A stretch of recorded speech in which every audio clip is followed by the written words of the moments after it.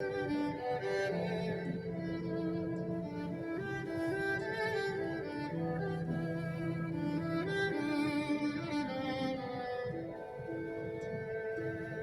78. Mon peuple, écoute mes instructions. Prêtez l'oreille aux paroles de ma bouche. J'ouvre la bouche par des sentences, je publie la sagesse des temps anciens.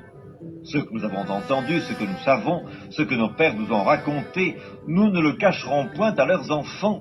Nous dirons à la génération future les louanges de l'Éternel et sa puissance et les prodiges qu'il a opérés.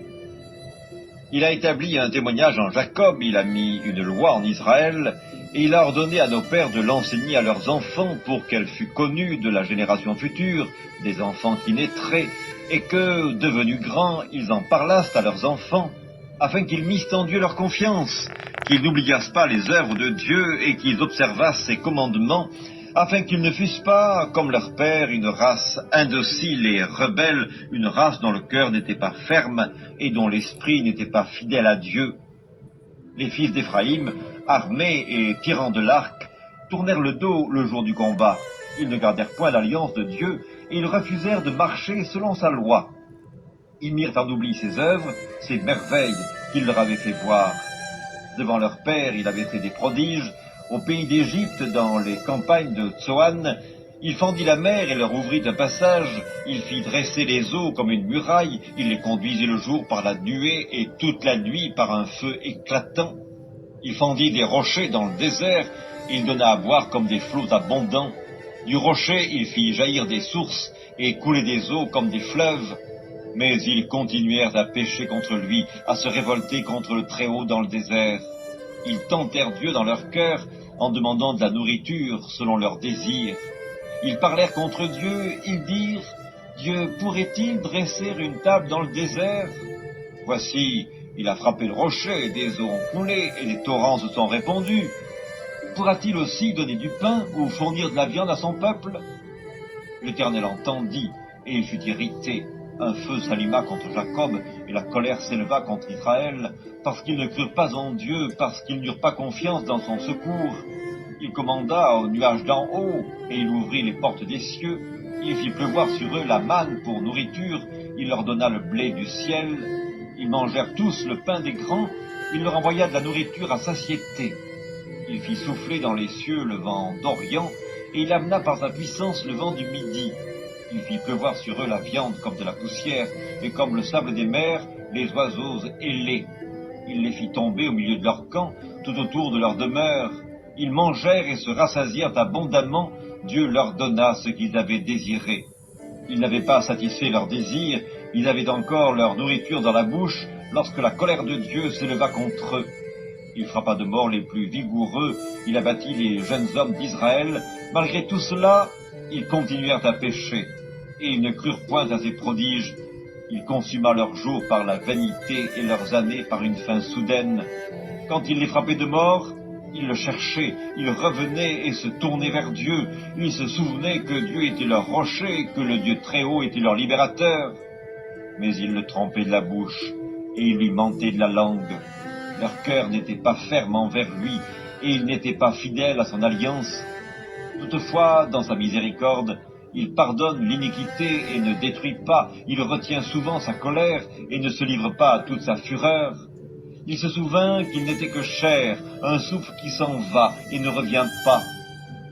Que de fois ils se révoltèrent contre lui dans le désert, que de fois ils l'irritèrent dans la solitude. Ils ne cessèrent de tenter Dieu et de provoquer le Saint d'Israël.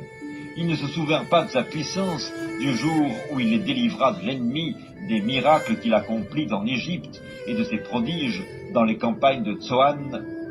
Il changea leurs fleuves en sang, et ils ne purent en boire les eaux. Il envoya contre eux des mouches venimeuses qui les dévorèrent, et des grenouilles qui les détruisirent. Il livra leur récolte aux sauterelles, le produit de leur travail aux sauterelles.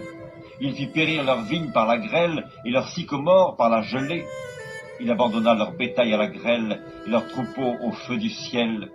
Il lança contre eux son ardente colère, la fureur, la rage et la détresse, une troupe de messagers de malheur.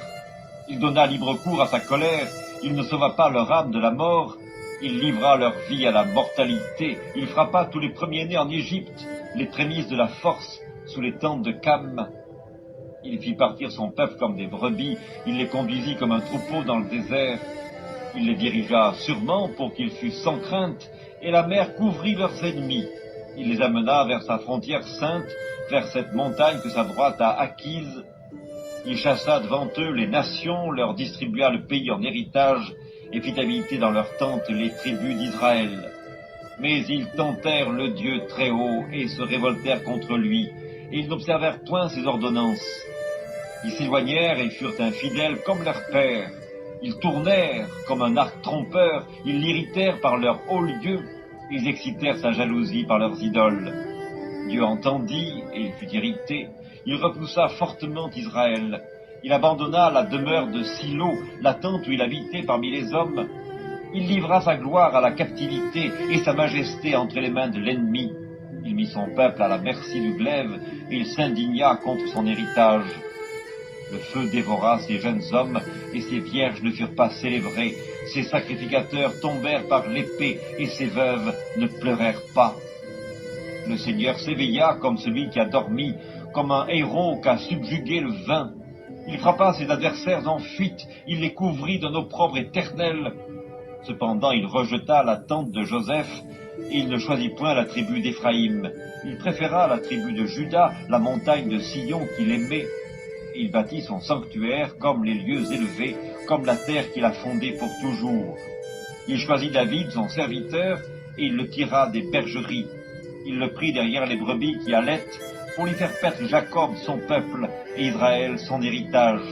Et David les dirigea avec un cœur intègre, et les conduisit avec des mains intelligentes.